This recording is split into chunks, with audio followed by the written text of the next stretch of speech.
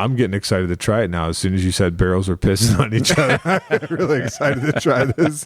Well, with that, let's go to the urinal puck and take some notes. All right.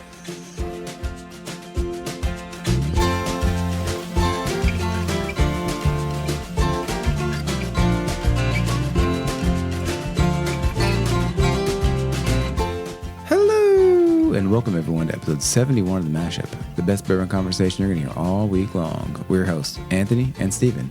Hello, fellow. Hello. What are you doing, brother? I feel like I haven't seen you in a minute. Drinking a bourbon. Drinking a bourbon? Hope you got something good in your cup. We'll see. Yeah. Do you call it a cup? Can you call it a cup or not? It's got to be a glass. No, I don't call it glass. This is a Glencairn. A Glencairn. I'm over here all ghetto like, no. What you got in your cup, brother? It's official. I'm calling it the official word. All right. There you go. But really, what have you been up to lately? I actually went to my first PGA event. Okay. I like it. Went to the Barber's Hall. Oh, nice. Yeah, so that's here. And that's out in Nicholasville, right? Yeah, they had it this year. I think, they had it out in Nicholasville. And I think now it's actually going to become a bigger tournament.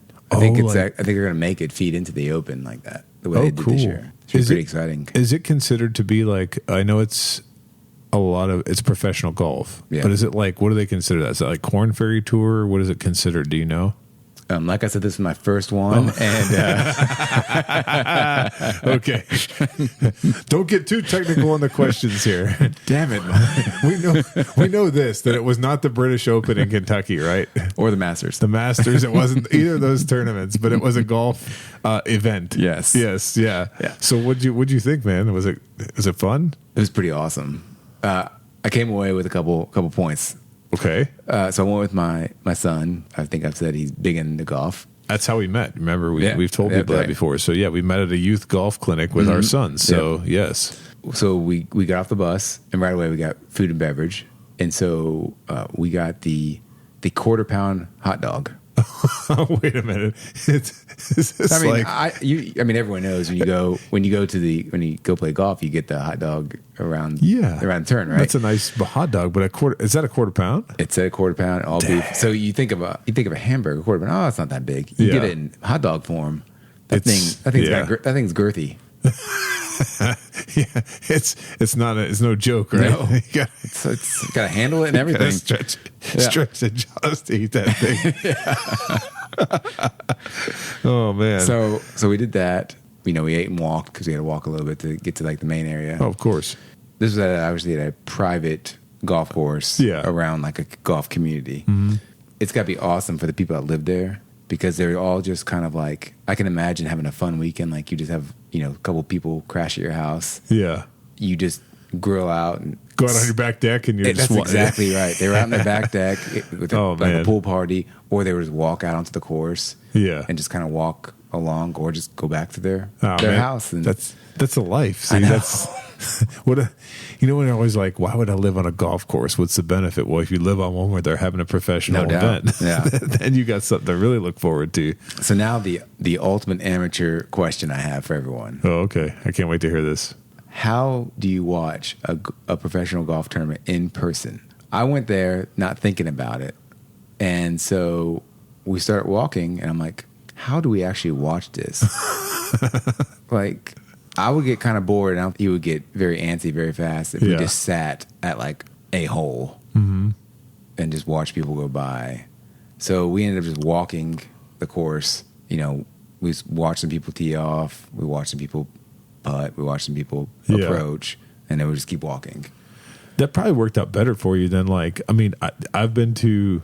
I'm trying to think if I've been to more than one event, but I know I've at least been to Firestone, the World Golf Championship in Firestone.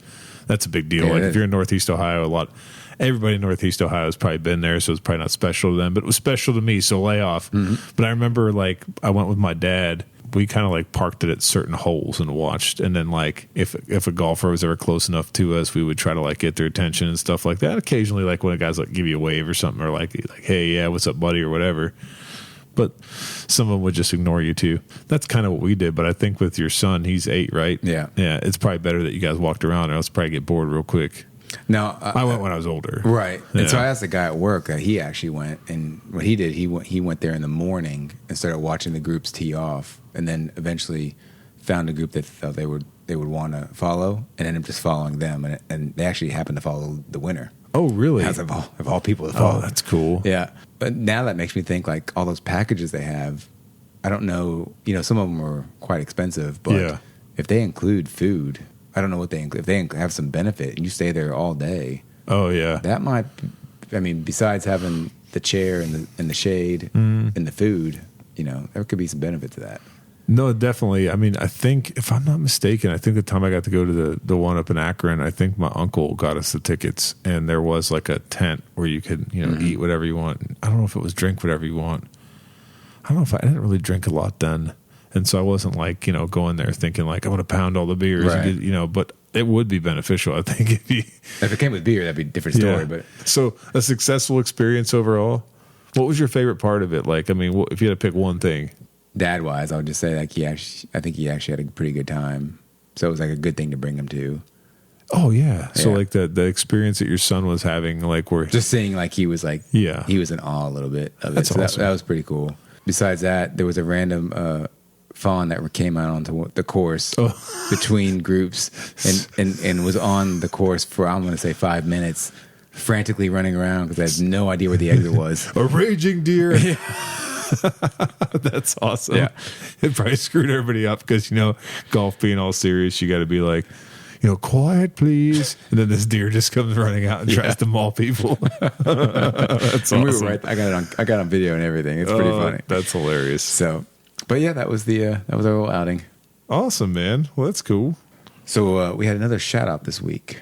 We did. And actually, this shout out came to us from Evan from Westchester, New York. Oh, it sounds familiar. Yeah, I know. So this is Evan, a.k.a. Whiskey Man. I think it's Irv. So I feel like I'm starting to get to know this guy, Evan, because he interacts with us on Instagram pretty often. Yeah, he does. And he's got a pretty good presence himself, if I'm not mistaken. Like his content and things he puts out there, he's drinking a lot of good stuff. But he said, just want to say thank you for providing excellent content. He said, I just finished listening to all your episodes. Dang. Good gold star, man, for that. Good job. He said, wait. Golf clap. Golf clap. There you go. You hear it? He said, looking forward to more great episodes to come. Cheers. So that's awesome. Thank you. We appreciate you up there from Westchester, New York. So check out Whiskey Man Irv if you get a chance. And thank you for the nice 5-star review and the kind words. We really appreciate it. We do. Thank you. If anyone wants a shout out, just leave us a review on Apple Podcasts and we'll give you a shout out next time we record. So Anthony, for this week, we have a bottle of Blade and Bow. Yeah, here we go. So this one, Blade and Bow Bourbon, comes to us from the Stitzel-Weller Distilling Company in Louisville, Kentucky.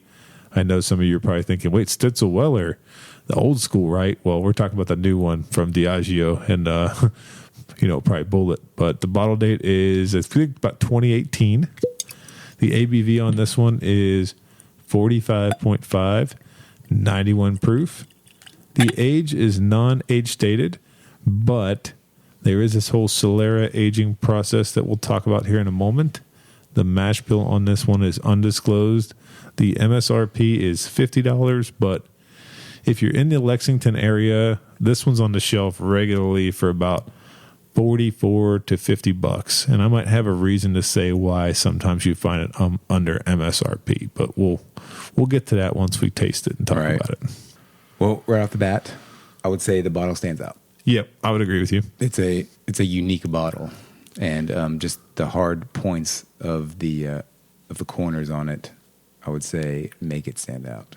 Yeah, I don't know that. Have we ever seen a bottle like this in all the episodes we've been doing? Have you? And how many sides to there is there? So it's six. It's 6-sided. 6-sided. Okay. And so you can kind of see. You can see the thirds where the lines are. It almost looks like panes of glass to me, like different panes of glass. I'm looking at this thing, and it's talking about, well, it has a key hanging off of it. Gimmick. Yeah. But that key hanging off it, if you look around the bottle, we have on each of these little panes of glass we're talking about here, we have an explanation of the different keys or different things about the whiskey. But it's pretty interesting. So it says the 5 keys of Blade and Bow once hung on the front door of the iconic Stitzel-Weller distillery. These heavy brass keys represented the 5 steps of crafting bourbon and symbolized the art of making the world's finest whiskeys. Dang. I mean, That there is Maybe it wasn't a gimmick. maybe not. I mean, when you talk about a story like that, I'm actually kind of like, I mean, I'm really excited. You are, I can tell. I mean, I might jump out of the chair here. What do you think? What else do you think about this bottle? I like the bottle. I like the shape of it. It looks very nice with the amber color from the bourbon, and then it has a really, really solid regal, like blue and gold color. Boy, there's something really about the blue and gold that like looks great. It does. It looks. I don't know. Yeah, I don't know if it's just modern, like chic look. You know what's interesting? You say that it's modern chic, but when I look at it, do you think that if you, I'm going to go out on a limb here because I do not have a lot of experience with Dusties, and I know you don't either. But the way that this circle logo is on the front almost looks retro to me. And I saw your face. For those of you, I guess I don't know. It's a podcast. You can't see. To me, it looks retro because I almost like associate it with something from the 70s is the way it looks to me. That's weird because, okay, so it's a circle and then it has these 5 little points that kind of come out from it. Those are the keys again? I guess that's the keys. It almost looks like a firefighter like emblem. You know how they have the circle and the little points, little nubs that come out of it? You are 100% correct, and that's probably why I'm thinking retro because, like, no offense, we love firemen and policemen and every other public servant out there, but the logos look old. Yeah. Because they've been around for a long time. Yeah, exactly. Life, yeah. And it does remind me of that. Maybe that's why I'm thinking retro when I look at this. Something, too, like, this is going to be really, really strange. I don't know, for some reason, when I look at this bottle, it reminds me of my grandfather's house. I mean, it does look like a decanter. Is that what it is? Yeah, it must be the decanter feel to it. It's got a wide, sturdy base. Yeah. And then it goes up to a really like elegant like neck. Yeah. And so it kind of looks like a decanter-esque shape than just sitting there. And I could see, you know, if your grandparents had it in their dining room, just sitting there with a couple rock glasses right next to it. I think that's what it is. My grandma and grandpa, that mom's side of the family, they had a lot of like wood in their house, like the paneling, and then they had like the antique looking wood floors. Then they had these china cabinets with like crystal and stuff like that. And for some reason, this is just capturing the feels of that. So I don't know what it is. So the bottles reminded me of it's got a lot going on, huh? But it is simple, and I like, and like you said, the key description in there. It's like screen printed. I don't know if it's screen printed or what, but it's actually on the glass itself. It's not. I don't think it's a sticker. Yeah, it doesn't look like anything would be cheap to produce. Let's put it that way. So the only stickers are on the front and the government warning. The rest of it's kind of like, I don't know what it's called, screen printing on the actual glass. Yeah. No, like definitely a nice looking bottle. And so, Stephen, I mentioned that this is coming to us from the Stitzel-Weller distillery. Do you know anything about the Stitzel-Weller distillery? Well, I know that it's old. Yes. And that if you find anything with that on there, you want to get it. That's you. Thank you. I'm here all night. That's the best. That's the most simple way to put it, right? So everybody talks about what you need to know about Stitzel-Weller. All you need to know is if you find Stitzel-Weller juice, old school stuff, buy it, right? Yeah. That was great. That was so eloquently put. Thank you. But I'm sorry, I can't stop laughing now.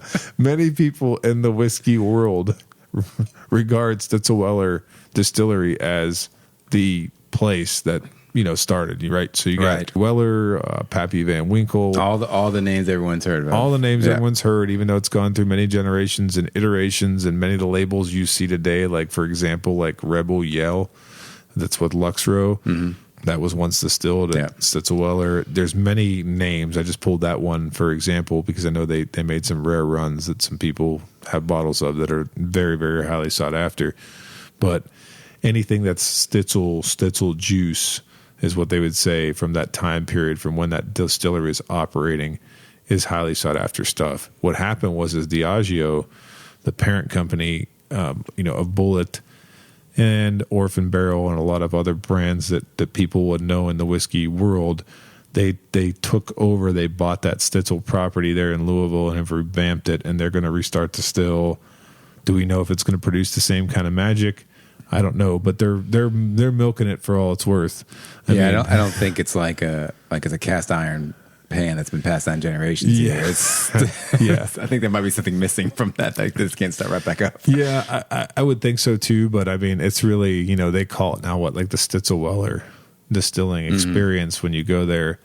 And so many of the brands that you may or may not like and associate historically with them is different from what it is now, which is that it's Diageo owned and it's very centric or focused on their brands. Yeah. The other thing that is interesting about this is, so I mentioned when we were talking about the specs on this bottle, there's the solera aging process, which distilling process. Yeah. That's what it is, right? So I didn't have enough time to research what it was about, but what do you think? I got your back then. Okay, all right. Yeah, here we go. So I think this process is very popular, I think, when they make vinegars. Really? Yeah. Okay. And so think of it as a barrel pyramid. This is going to be your working man's description of it. Okay. Yeah. So you got a pyramid of barrels, right? You got your old stuff up top, pinnacle, and then you got your light whiskeys down at the very bottom, right? Okay, so just distilled stuff. Right. And so all these barrels just start pissing on each other. Really? Is that the way That's the way it works. Okay. Yeah. And so you have the good stuff up on top that'll eventually seep its way all the way down through, let's say like the 25-year-old stuff, and then the 20-year-old stuff, and then the 18-year-old stuff, the 15. It just gets all through there. So when it gets down to the bottom levels can say, we've got old juice in us. Oh, okay. So that is your working man's description of it. I'm not sure if that's the way it goes on with this stuff, but I love it.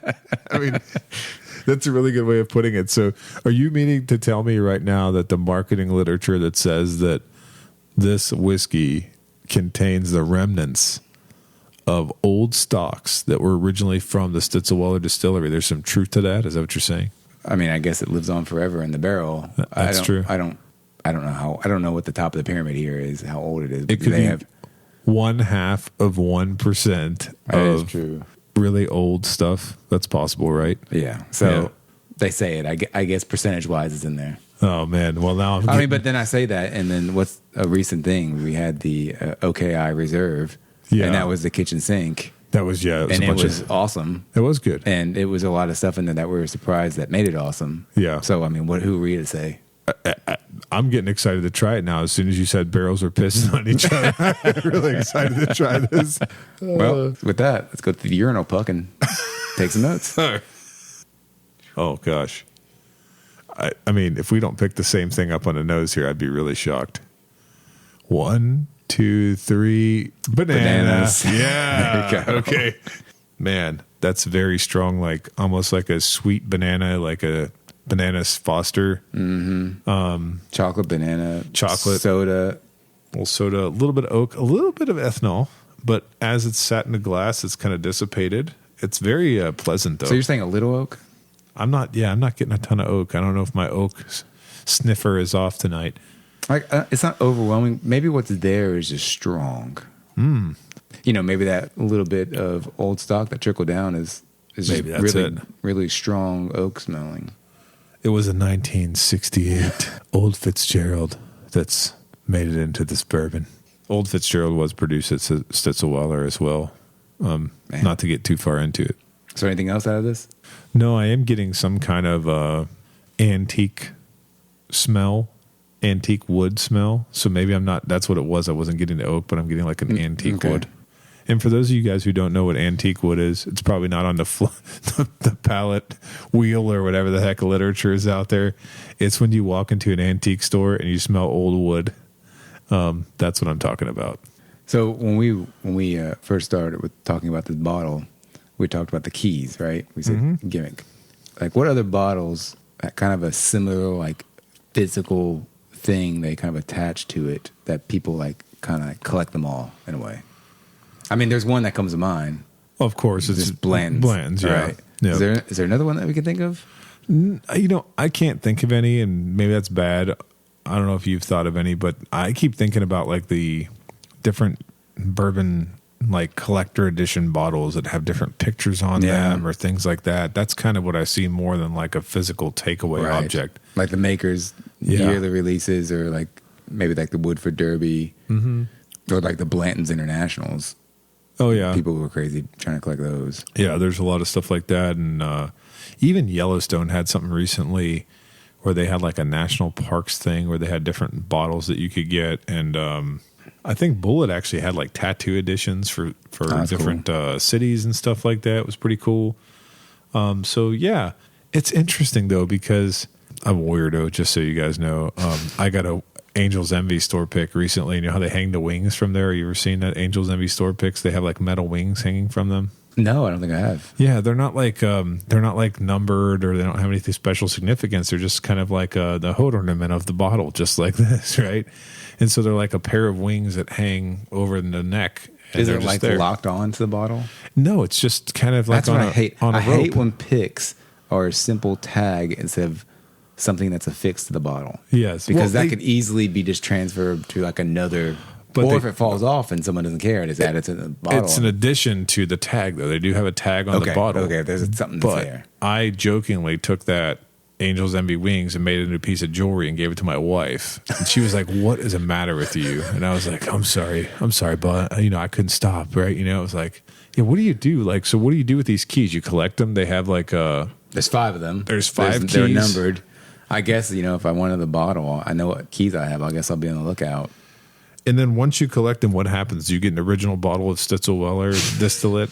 I don't know. It's like, I think with Blanton's, once you spell it out, I think you can mail it to them, and for free they'll send you. They're supposed to put it in a stave for you, right? They'll send you the stave with yours back. Does that happen anymore though, or is that a myth now? I'm still collecting them, so I don't know. Well, I hope it's not a myth because. I mean, Buffalo Trace, like I can imagine, they can like barely sell their bottles in the morning without like beating people out of line over there. Mm-hmm. And now they're going to like take your Blanton's toppers and put them in a stave and give them back to you. If they do it, I got them. So I'd love to send them in. It's just hearsay for me. I don't know. Let's go for a first taste. All right. Okay. There's definitely a lot of caramel. Standard bourbon note. The banana comes over. Yeah. And there is a little bit of astringency, mid palate that's like a little bit of like, I'm not sure if I like the taste of that. There is a decently long finish. There is, especially for 91 proof. It doesn't really. It comes to that point of burning, but it doesn't cross it. Mm-hmm. It's actually not a bad sip. Yeah, there's not much there in the taste besides what I have nothing to add to what you just said, but yeah, very caramel, like a little bit of char, a little bit of oak. But like, there's almost when I say astringent, I don't want to say bitter, just the alcohol astringency that hits you like mid back tongue, and then the finish is pretty good. It's a nice little Kentucky hug. Yeah, but a finish of what? What's left in your mouth now? Just kind of heat. Yeah, it's not really a pleasant taste. Mm-hmm. Yeah, interesting. Color wise too, is not. It's almost like a. What would you consider that to be? I'm looking at it now. It's almost like a. Is it like a golden color? Yeah, look, the bottle and what's in the glass are 2 different things. Yeah, in the glass it looks like golden. Yeah. It's very light. Right. It's lighter than I expected it to be. In the glass, it has that real honey look. Honey. That's a good way to describe it. And in the glass, it's more of a golden color. I'm going to have to just say this, even before past try and buy. I like nosing it better than I like the taste of it. Yeah, that's probably fair. I can't remember... I've had this in the past. I can't remember if I've had it over an ice ball or not. I was going to say you told me I've tasted it. I can remember where I've had Blade and Bow. It's 2 friends that I grew up with, Mike, my buddy Mike, and his brother Dave. They Mike lived in Kentucky for a little while. He used to bring Blade and Bow around quite a bit, and I noticed his brother did as well. But his brother's a big Jim Beam fan, so. I'm not sure if he drinks it anymore, but that's probably the last time I've had it, and that was a long time ago. That was probably 2016 or 17. Wow. Yeah, so I don't have any recollection of what I tasted then versus what I'm tasting now. Yeah, there was a period I had several bottles of these, and I just almost my daily drinker for a little while because I had so many of them. Really? Yeah, and I think at the time I was probably mixing with the ice and stuff. Okay. They were good. I mean, it was good, but yeah, I remember the banana being forward on these things. Yeah. So I guess I'm so shocked. Like, where do you think the banana comes from? Do you think they were taking, because here's the one thing that I will say. When we say undisclosed mash bill, Diageo, Bulleit, Blade and Bow, whatever you want to call it, they were getting contract distillate from everybody. From Barton, from Four Roses, from all over the place. So what's in this actual bottle is probably a myriad of many Kentucky distilleries. Well, Anthony, would you pass, try, or buy on the Blade and Bow whiskey? I know I toil over things at times, and people are probably like, why are you toiling over this? I kind of want to see what you think, because the reason why I want you to go first here is a very specific reason. You said that you drank this before. Yeah. You've tried many more bourbons. That's true. I was just thinking that. Now than you have, and that's the thing. I remember having favorite drinkers that I revisit sometimes, and I'm like, that was good. And I have other ones I revisit, and I'm like, did I really like that? Or I just didn't try enough. So I'm going to hear your take first. I've got a complex answer. Oh, okay. All right. I like complexity. Just on the pour alone, I could go either way on a try or buy. Okay. I know that's not a good answer. If you can get this for the lower end price, Yeah. and you have a bar cart, Okay. I think it is a attractive bottle probably to have on the bar cart. Okay. I think it's probably good by itself and mixing, or put it on ice. Yeah. But to get to your answer, definitely a try. Definitely try. Yeah, definitely okay. try. Okay. That's fair enough. And I'm actually going to agree with you 100%. I'm going to try to make mine short and sweet here. Okay. So I know a little bit about advertising and marketing, like enough that I've taught the class, the intro class and stuff like that when I, have my duty as a professor. And I kind of view Blade and Bow in today's market as almost like an eroded brand. And the reason why I say that is because nobody's ever talking about it. I know many people are like, Elijah Craig's my daily drinker, or, I drink Weller Special Reserve, or, I drink Wild Turkey's, Russell Single Barrel, or Wild, Rare Breed. You keep going down the list.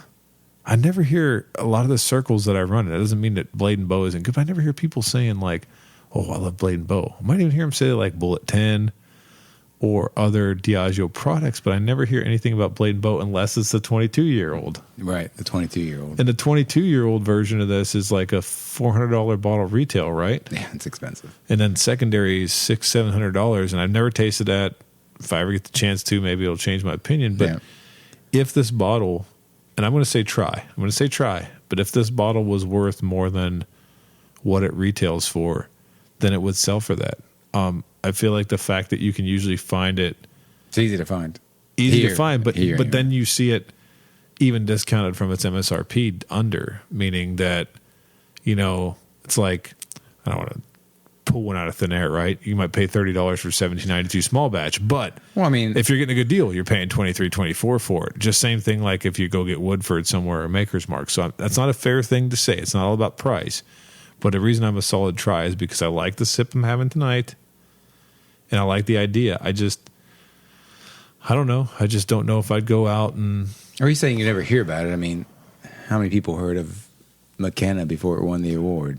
And it was just sitting there. That's a fair point. And this could just be one just sitting there and maybe hasn't had its time in the spotlight. That's possible. You know what? You're 100% right. And I shouldn't be presumptive and presumptuous in saying that I think that because people don't talk about it, it's eroded or anything else. I just feel like I personally would probably reach for other Diageo products before I'd buy this one, even though I feel like this is supposed to be featured as like a flagship product that's not just a regular product. It's a premium product, right? It approaches that $50 price range, so it's competing with some heavyweights.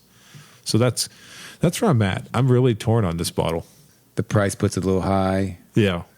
But you said you enjoyed it. Just there wasn't just much in the palate. It was a good sniffer, and it was a good drink. Yep.